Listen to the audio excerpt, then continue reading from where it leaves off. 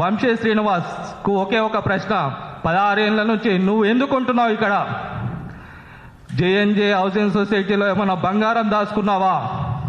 లేదంటే సభ్యుల ప్రయోజనాలు కాపాడడానికి మాకేమన్నా ప్లాట్లు అందజేసావా? 16 ఏళ్ళు అవుతుంది, అయినా కూడా కోర్టు ప్రభుత్వం ఇచ్చింది నిజాంపేటలో 2017లో, 2010లో హైకోర్టు ఇచ్చింది ఏమని, అఫిడవిట్ తీసుకొని స్థలాలు తీసుకోమని. మరి అప్పుడు ఏం చేశావు నువ్వు? నీ స్వార్థం కోసం ఎవరికి చెప్పకుండా, సభ్యులకు చెప్పకుండా సుప్రీంకోర్టుకు పోయావు, పోనీ వెళ్ళావు. మరి 2012లో ప్రభుత్వం 12.33 కోట్ల రూపాయలు మనం ప్రభుత్వానికి కట్టాం. ఆ తర్వాత భూములు స్వాధీనం చేసుకోవడంలో కూడా నువ్వు కావాలనే కుట్రలు పని చేశావు. 2017లో కేసీఆర్ గారు నిజాంపేట్ సైట్ను హ్యాండ్ ఓవర్ చేయడం జరిగింది. మరి ఆ 17లో ఇచ్చిన నిజాంపేట్ను ఎందుకు డెవలప్మెంట్ చేయకుండా అలాగే పెట్టావు? దాని వెనుక రీజన్ ఏంది? 2017 నుంచి ఇప్పుడు దాదాపు 9 ఏళ్ళు అవుతుంది నిజాంపేట్ సైట్ ఇచ్చి. గవర్నమెంట్ హ్యాండ్ ఓవర్ చేసినప్పుడు అక్కడ ఎలాంటి ఆక్రమణ లేవు. మరియు భోగి కృష్ణ పేరు మీద 3 ఎకరాల ఆక్రమణ ఎలా వచ్చింది? దాని వెనుక ఉన్నది ఎవరు? మా పక్కన ఉన్న జర్నలిస్ట్ కాలనీ పేరు మీద దాదాపు 2 ఎకరాలు అన్యాక్రాంతమైంది. దాని వెనుక ఉన్నది ఎవరు? 16 ఏళ్ల నుంచి సొసైటీలో ఉన్నావు, ఈ విషయాలన్నీ తెలియదా?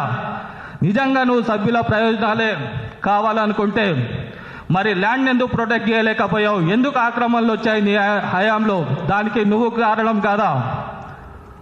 పోనీ పేట బషీరాబాద్ను మన సైట్ అని తెలుసు, గవర్నమెంట్ మనకిస్తుందని తెలుసు.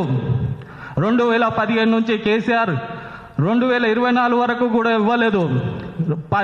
కనీసం ఆ 2024 వరకు నువ్వు గవర్నమెంట్ ఇస్తలేనప్పుడు మరి నువ్వేం చేయాలి? కానీ అక్కడ పేట బషీరాబాద్లో కూడా అదే కుట్రలు చేశావు. దాదాపు 1.5 ఎకరం సెంట్ ఆన్ స్కూల్కు దారాదత్తం చేశావు. ఏమనంటే కాంపౌండ్ వాళ్ళు పెట్టారు, మీకు ఎప్పుడు అవసరం ఉంటే అప్పుడు కూల్ చేస్తారన్నారు. మరి ఇన్నేళ్లలో సెంట్ ఆన్స్ ఎన్ని కోట్లు దాని మీద సంపాదించుకుంది? అందులో నీ వాట ఎంతో మాకు చెప్పాల్సింది ఉంది.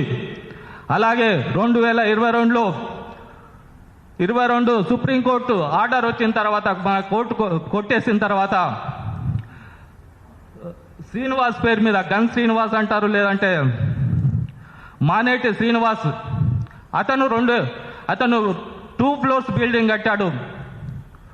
2000 గజాలు ఇంచుమించు ఆక్రమించి ఒక రాత్రి అతను 2 ఫ్లోర్స్ బిల్డింగ్ కట్టగలిగాడా? మీ దృష్టికి రాలేదా? అప్పుడు 2 ఫ్లోర్స్ బిల్డింగ్ కట్టడానికి ఎన్ని రోజులు పట్టింది? అన్ని రోజుల పాటు నువ్వేమన్నా నిద్రపోయావా? సభ్యుల ప్రయోజనాలు ఎక్కడ నువ్వు నాశనం చేశావు.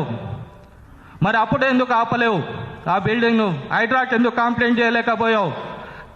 హూడాకి ఎందుకు కంప్లైంట్ చేయలేకపోయావు?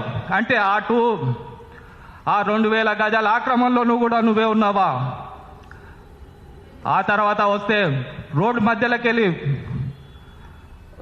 అపర్ణ వాళ్లకు రోడ్డు, మన సైడ్లోకి వెళ్ళే రోడ్డు పోయింది. ఆ రోడ్డు ఇవ్వడానికి నువ్వు కారణం కాదా?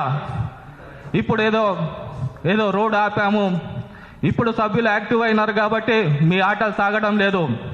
మరి అప్పుడు రోడ్డు మన సైట్లోకి వెళ్ళి రోడ్డు ఇచ్చినప్పుడు నువ్వు ఎంత లాగావు? అపర్ణ వాళ్ళతోటి నువ్వు ఎంత ఆలోచన తీసుకున్నావు? ఒకవేళ అప్పుడే రోడ్డు వేయకపోయి ఉంటే ఇన్ని ఆక్రమణలు వచ్చాయా? మొత్తంగా వంశీ శ్రీనివాస్ ఈ 16 ఏళ్లలో సభ్యుల ప్రయోజనాల కంటే కూడా నీ ప్రయోజనాలు ఎక్కువగా ఉన్నాయి. నువ్వే దానికంత కుట్రదారు అనేసి మేము నమ్మాల్సి వస్తున్నది. లేకపోతే నువ్వు ఇన్ని రోజులు ఎట్లా ఉంటావు? ఏం దాచుకున్నావు ఇక్కడ? సభ్యులకు ఏం చేసావని నువ్వు ఇంకా కొనసాగుతున్నావు? ఒకటే మా ప్రశ్న, ప్రభుత్వాన్ని కూడా ఒకటే డిమాండ్ చేస్తున్నాం.